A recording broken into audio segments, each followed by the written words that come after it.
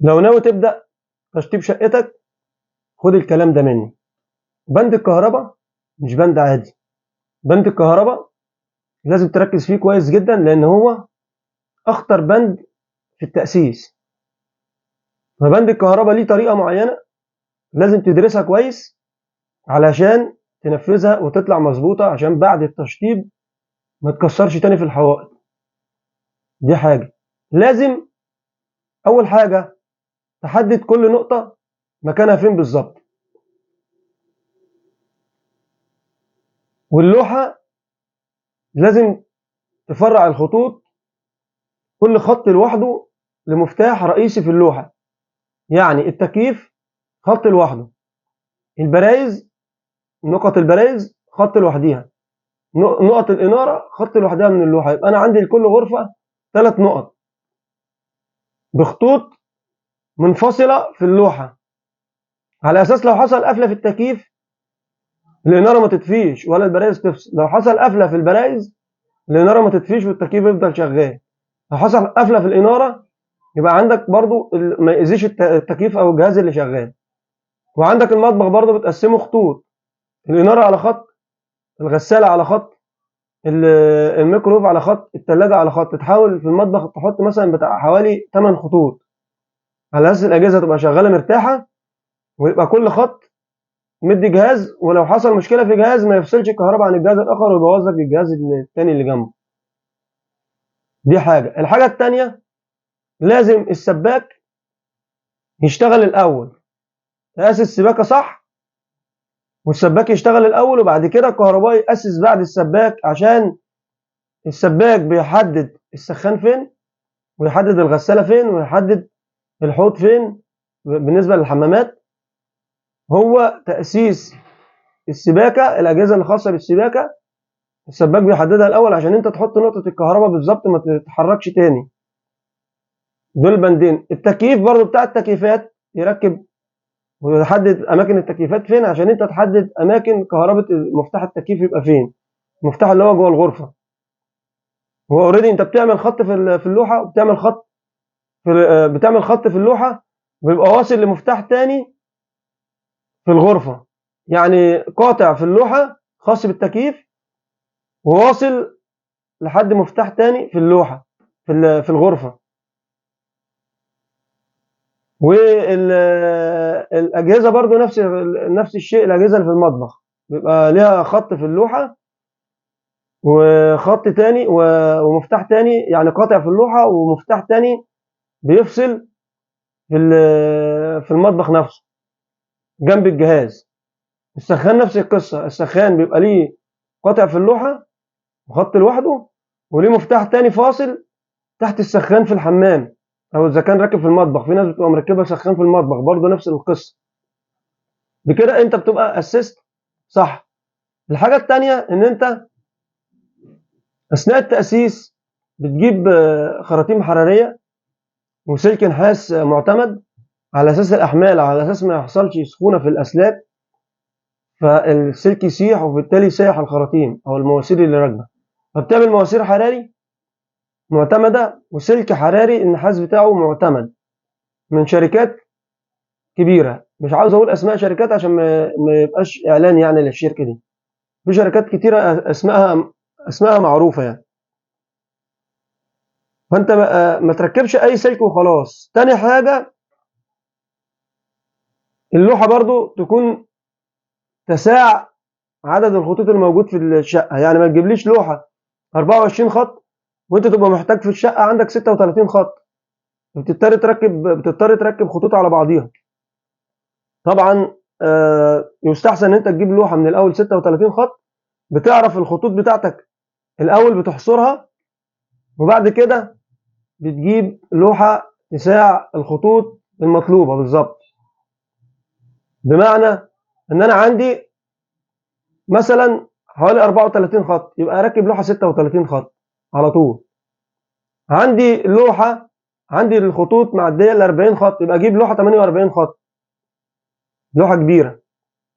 لو عندي 20 خط في الشقه يبقى اجيب لوحه 24 خط. عندي 16 خط في الشقه اجيب لوحه 18 خط. يبقى انا بدرس الاول الخطوط اللي عندي هتبقى عامله ازاي، يعني عدد الخطوط عامل ازاي، وهجيب لوحه اكبر من عدد الخطوط بدرجه، يعني ما اجيبهاش بالظبط، عشان انا لو مثلا اعمل سبير، خطوط سبير، ان انا مثلا عندي 40 خط، كده انا عديت اللوحه 36. هو في لوحه 36 ولوحه 48. طالما انا عديت ال 40 خط يبقى اجيب على طول لوحه 48 خط، يبقى عندي مكان خطوط سبير لو انا حبيت ازود حاجه بعد كده. يعني اجيب اللوحه اكبر من عدد الخطوط، ما اجيبهاش اقل من عدد الخطوط، يبقى عندي مساحه ان انا ازود خطوط بعد كده. في عندي بقى لمبات اشاره بتركب مكان المفتاح، 3 لمبات اشاره بيركبوا في اللوحه مكان على شكل مفتاح، فدول برضو دول بياخدوا مكان 3 خطوط.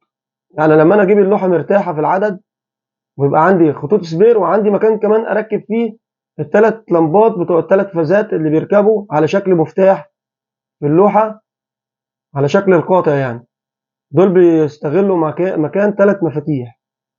فانا لما يبقى عندي مثلا 40 خط او 42 خط، بروح حاطط لوحه 48 خط، انا كده عندي مكان سبير، يعني مكان احتياطي للخطوط اللي ممكن تزيد في المستقبل.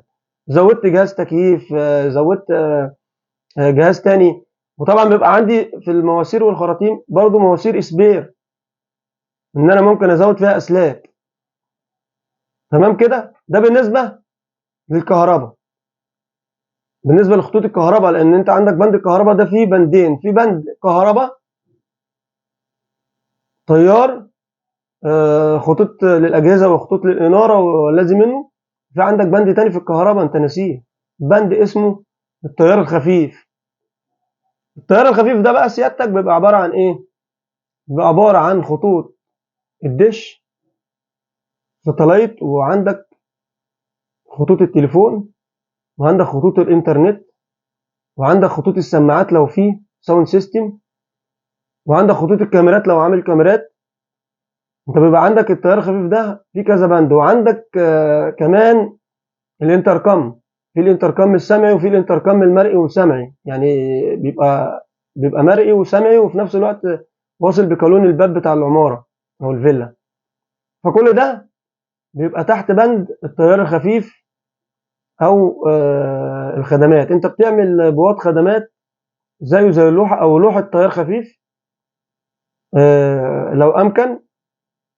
هو الصح انك بتعمل لوحة تيار خفيف زيها زي اللوحة بتاعت الكهرباء بالظبط، تبقى راكبة جنبها، وبيبقى فيها مكان للراوتر، وبيجي عليها كل الاسلاك بتاعه الشقه او الفيلا، من دش او تليفون او انترنت او انتركم او سلك سماعات للساوند سيستم للتحكم في الصوت. لو انت عامل سماعات في المكان كله، بيبقى عندك جهاز صوت ساوند سيستم، بيبقى الجهاز راكب في مكان الشاشه الرئيسيه، وبتوصله على الشاشه وبتتحكم في الصوت بتاع الشقه كلها من خلال فوليومات. بيبقى كل غرفه لها مفتاح فوليوم بيعلي الغرفة أو يوطيها لوحدها. وفي الرئيسي بيبقى واصل عند الشاشة الرئيسية بتاعت الفيلا أو الشقة، يعني أيا كان هي سواء فيلا أو شقة أو دوبلكس. فأنت بتعمل مكان رئيسي عند الشاشة الرئيسية اللي هي المقاس الكبير اللي بتبقى في الريسبشن أو في الليفنج على حسب ما أنت مختار مكانها. بيبقى جنبيها جهاز الساوند سيستم اللي بيتحكم في الصوت في المكان كله. وبعد كده بيبقى عندك فوليوم في كل غرفة. احنا بنعمل له علبة كده تحت مفتاح الإنارة، بحيث تتحكم في الصوت بتاع الغرفة، توطي أو تعلي أو تقفله من خلال الغرفة. فأنت هنا بتتحكم في كل غرفة لوحديها. أنا عاوز أفصل مثلا الغرفة دي، عاوز أخلي غرفتين بس اللي شغالين مع الريسبشن، بروح من المفتاح الفوليوم ده بروح قافله، بوطيه على الآخر، وفي آخر تكة بيديني تكة كده اللي هي إيه، فصل. والريسبشن برضه ليه فوليوم لوحده، ممكن أشغل الغرف وما أشغلش الريسبشن، بحيث لو انا عندي مناسبه ولا حاجه بشغل بتحكم في الصوت في المكان كله. ده الساوند سيستم. الكاميرات برضو، كاميرات المراقبه برضو بحط الدي في ار عند الشاشة الرئيسية، وبوصل كاميرات المراقبة. ممكن لباب الشقة أحط كاميرا، ممكن لباب الفيلا أحط كاميرتين، للجراج أحط كاميرا. يعني أوزع الكاميرات بتاعتي، وفي الآخر الأسلاك دي كلها بتروح عند لوحة التيار الخفيف اللي هي لوحة الخدمات، ومنها بتروح للشاشة الرئيسية، بحيث إن أنا أبقى قاعد وشايف كل الكاميرات من خلال الشاشة الرئيسية، وفي نفس الوقت أبقى بتحكم في الساوند سيستم من الشاشة الرئيسية. يعني بيبقى عندي مكان رئيسي اللي هو فيه الساوند سيستم والكاميرات وكل حاجة عند الشاشة الرئيسية اللي في الليفنج أو الريسبشن، على حسب ما أنت تحددها.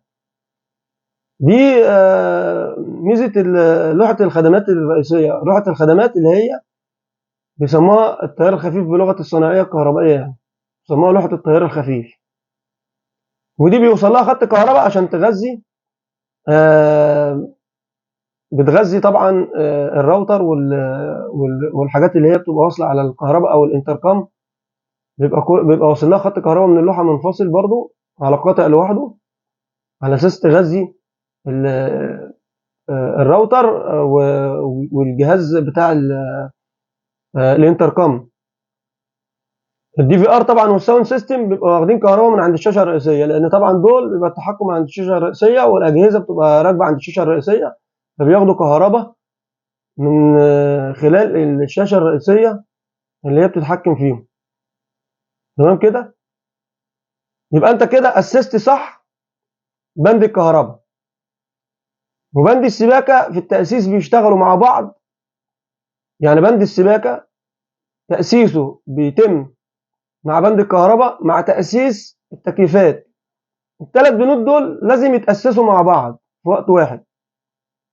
ممكن بتاع بند السباكه يتاسس الاول، وبند التكييفات لو في مواسير دفن او حاجه، وبند الكهرباء يبقى الثالث بتاعهم. وممكن يشتغلوا الثلاثه مع بعض لان هم ما بيعرفوش بعض، هو بيبقى في ما بينهم تنسيق على اساس يعرفوا الاماكن. برضو الكهربائي بيعرف من السباك اماكن الغسالات والاماكن السخانات واماكن الاحواض بتاعت الحمامات، واماكن حوض المطبخ برضو عشان بيبقى تحتيه في سورس كهرباء للفلتر. فهنا لو اشتغلوا مع بعض يكون افضل. وبتاع التكييف لو اسس معاهم بيكون افضل وافضل لو الثلاث بنود بياسسوا مع بعض في وقت واحد، على اساس يفهموا الاماكن بتاعه الكهرباء واماكن السباكه واماكن صرف التكييفات. برضه بتحتاج بتاع التكييف يبقى موجود مع السباك عشان يعرف منه مكان صرف التكييفات. ومن الجانب الاخر الكهربائي بيعرف مكان التكييف عشان يحط له نقطه الكهرباء قريبه منه وتغذيه. تمام كده؟ يبقى كده لو الثلاثه مع بعض ما يضرش، يبقى حاجه كويسه. لو بتاع التكييف دخل مع بتاع السباكه تاسيس الاول، بعد كده الكهربائي يجي بعدهم بكام يوم، مفيش مشكله. لكن لو الثلاثه بداوا مع بعض تاسيس ده بيكون افضل. خلصت كده بقى الثلاث بنود دول تاسيس، بتدخل على بند المحاره. بتمحر كويس، طبعا تاكيس وتربيع على حسب بقى بند المحاره، تكون مثلا بروفيشنال معاك برضه عشان الشغل يطلع مظبوط. بعد ما تخلص المحاره اوعى تعمل السيراميك قبل ما تعمل بند الجبسن بورد. ليه سيادتك؟ لان انت المفروض تخلص العالي كله الاول تاسيس، وبعد كده تعمل السيراميك. اول حاجه بتعملها بعد ما تخلص الثلاث بنود دول اللي هو تاسيس سباكه، تاسيس تكييفات، تاسيس كهرباء، على طول بتعمل المحاره. بعد بند المحاره حضرتك بتروح جايب بتاع الجبسن بورد. بتاع الجبسن بورد بيشتغل وبيخلص. بعد كده حضرتك بتجيب الكهربائي تاني على اساس يفتح السبوتات ويمشي اسلاكها ويفتح الليد بروفايل والتراك لايت. طبعا بيبقى في هنا بقى اتفاق بين الكهربائي وبتاع الجبسن بورد على تاسيس التراك لايت، عشان بيتعمل له تاسيس في الحديد. بيتعمل له تاسيس في الحديد وتقويه في الحديد بتاع الجبسن بورد، عشان سيادتك لو بتاع الجبس خلص ومشي وجه الكهربائي يعمل الماجنتيك، بيحتاج تاسيس من بتاع الجبسن بورد. فبتاع الكهرباء هيفتح له هتبص تلاقي الجبس ريح.